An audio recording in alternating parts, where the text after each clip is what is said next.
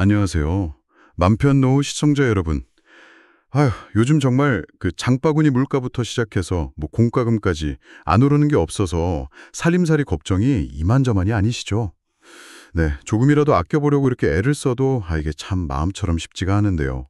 네, 맞아요. 그래서 오늘은 이런 부담을 좀 그것도 매달 꾸준히 덜어드릴 수 있는 정부의 숨겨진 현금 지원 혜택 두 가지를 딱 찾아왔습니다. 이게 사실 잘 몰라서 놓치거나 절차가 뭐 복잡해 보여서 그냥 포기하기 쉬운 그런 정보들이거든요.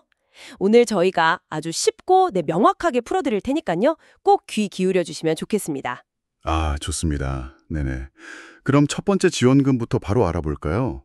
이게 특히 서울에 사는 자녀분이나 혹은 손주가 있다면 정말 쏠깃할 정보 같은데요. 네, 바로 서울시 청년 월세 지원이라는 겁니다. 이게 매달 20만 원씩 1년 동안이면 총 240만 원을 현금으로 지원하는 제도예요. 서울의 그 비싼 월세 부담을 생각하면 정말 파격적이죠. 와, 240만 원이요? 이야, 정말 큰 돈이네요. 그럼 어떤 청년들이 이 혜택을 받을 수 있는 건가요? 혹시 뭐 조건이 까다롭거나 그렇진 않을까 좀 걱정되는데요. 이게 생각보다 문턱이 그렇게 높지는 않습니다. 우선 나이는요, 만 19세에서 39세까지의 청년이고요. 그리고 이제 주민등록상 서울에 살면서 실제로도 부모님과 떨어져서 서울에 혼자 거주해야 합니다. 뭐 예를 들면 학업이나 직장 때문에 자취하는 경우가 딱 대표적이겠죠. 그리고 또 중요한 게 본인 명의의 집이 없는 무주택자여야 합니다. 여기선 부모님이 집을 가지고 계신지 이런 건 전혀 상관없고요. 아하, 본인만 집 없으면 되는 거군요. 그럼 살고 있는 집의 조건 같은 것도 있겠죠? 뭐 월세가 너무 비싸면 안 된다거나. 당시에 월세가 60만 원 이하여야 해요. 근데 여기서 중요한 점이 있어요. 이 월세라는 게 관리비 같은 다른 비용을 다 뺀 정말 순수 월세 기준이라는 겁니다. 순수 월세요.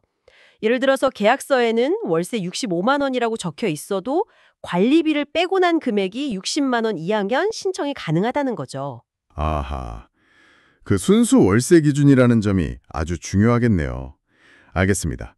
소득 조건은 좀 어떤가요? 이것도 좀 까다로울까요? 소득은 이제 기준 중위소득 150% 이하인데요.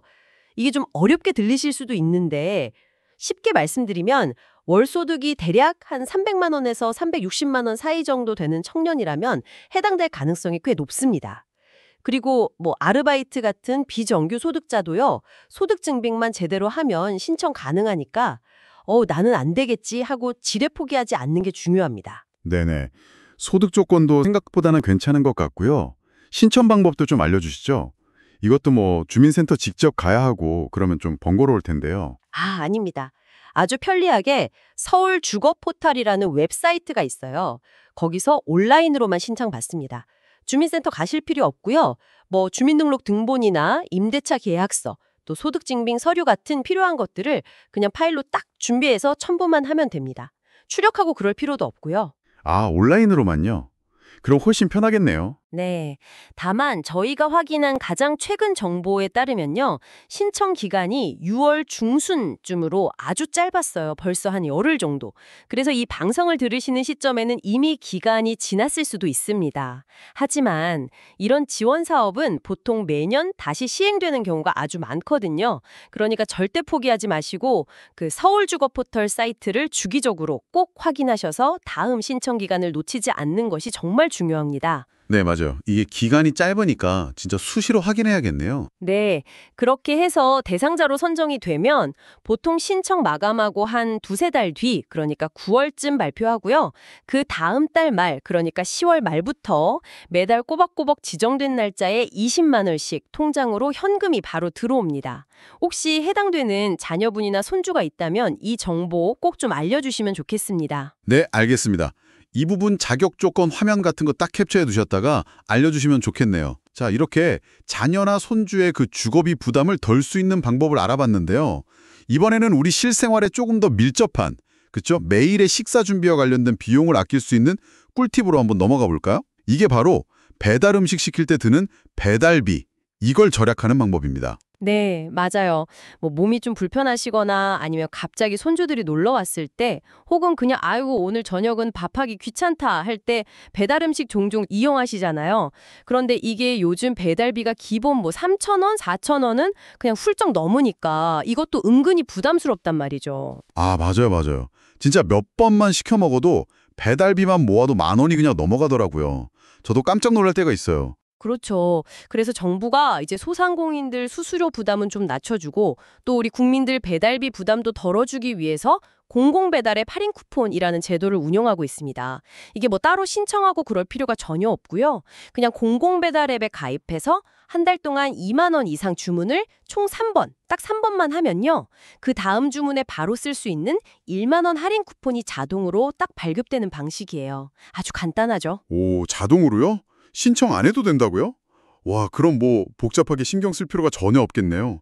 근데 그 2만 원 이상이라는 기준이 조금 헷갈릴 수도 있을 것 같아요. 예를 들어서 다른 쿠폰 같은 걸 써서 최종 결제 금액이 2만 원이 안 될 수도 있잖아요. 아, 네. 아주 좋은 질문이십니다.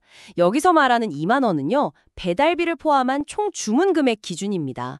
그러니까 다른 할인 쿠폰을 적용해서 최종 결제한 금액이 뭐 2만 원이 안 되더라도 원래 주문했던 총 금액, 그러니까 할인 전 금액이 2만 원 이상이었다면 실적으로 다 인정이 됩니다. 이 점이 아주 유리한 거죠. 아, 그렇군요. 최종 결제액이 아니라 그 원래 주문 총액 기준이면 훨씬 달성하기가 쉽겠네요. 네네. 그럼 이 쿠폰은 한 달에 뭐 여러 번 받을 수도 있는 건가요? 3번 했으면 또 3번 하면 또 받고. 아, 아쉽지만 그건 아닙니다.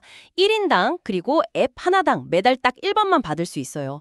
근데 만약에 한 달에 3번을 넘겨서 뭐 4번, 5번 이렇게 주문했다면 그 초과된 주문 건수 있죠? 그건 다음 달 실적으로 넘어가서 다음 달에 쿠폰 받는 데 도움이 됩니다. 2월이 되는 거죠. 아, 그리고 포장 주문, 그러니까 픽업 주문도 실적에 포함이 되고요.